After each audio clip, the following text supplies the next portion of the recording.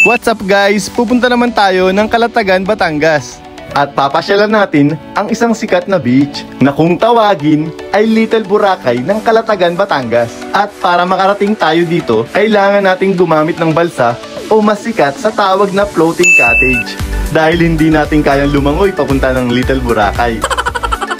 At tanging floating cottage ang magagamit upang makarating doon.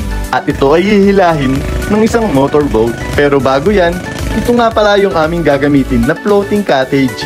So guys, kung punta tayo dito sa Calatagan, dito kontakin nyo lang yung Lucky Waku Waku Floating Cottage. Ayan, nakalagay dyan yung number nila.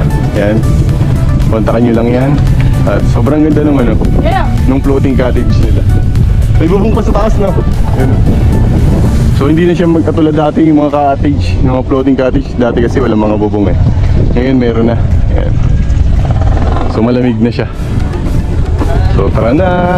Alam niyo ba mga idol, isa sa nagustuhan ko dito sa Waku Waku Floating Cottage sobrang affordable. Dahil 4,000 pesos lang, good for 15 packs na kapag weekdays. At 4,500 pesos naman kapag weekend. Sobrang masikaso at mababait pa ang staff ng Lucky Waku Waku Floating Cottage. At syempre, shoutout natin sina Kuya. Kuya, yan yung mga staff ng Waku Waku na Floating Cottage. Good morning. Yan, sina Sir, tsaka yun yung hinete, yung driver ng ating boat. Sir, kawin muna tayo, Sir. You know, si Sir. Thank you, Sir. At sobrang dami mong pwedeng gawing activities kapag andun ka na sa may Little Boracay. Paniguradong mag-e-enjoy kayo dito mga idol. So ito nga pala mga idol, dito sa Little Boracay ay wala silang overnight. So nag-i-start lang yung floating cottage nila ng 7 AM to 4 PM. Since taga Rizal pa kami, kailangan namin mag-overnight dito sa Batangas. At doon sa Lucky Waku Waku Beach Resort kami mag-overnight. Tama kayo nang narinig mga idol.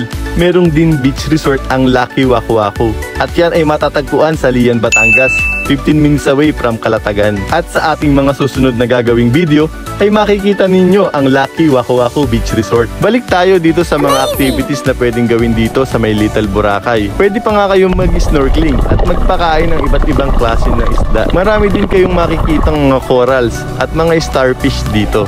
At unang lapag namin agad dito kaagad sa may tinatawag nilang Little Boracay at talagang sobrang ma-enjoy nyo ang linaw ng tubig at white sand talaga at pinong-pinong buhangin. At marami pa kayong pwedeng gawin dito. Pwede pa kayong sumakay ng banana boat, mag-crystal kayak, at ang price ay depende sa inyong pag-uusap. So bibigyan ko kayo ng ilang tip mga idol bago kayo pumunta ng Little Boracay ng Calatagan, Batangas. Mas mabuti na dumaan na kayo sa kanilang market at mamili na kayo doon ng inyong mga pagkain. Halos karamihan ng mga floating cottage sa Little Boracay ay meron silang mga lutuan. Katulad na lamang ng ginawa namin. So namili kami sa palengke ng isda at doon na rin kami sa floating cottage nag-ihaw. Mas mabuti kung luto na ang inyong dadaling pagkain para hindi na rin kayo ma-hassle sa pagluluto kapag andun na kayo sa may Little Boracay.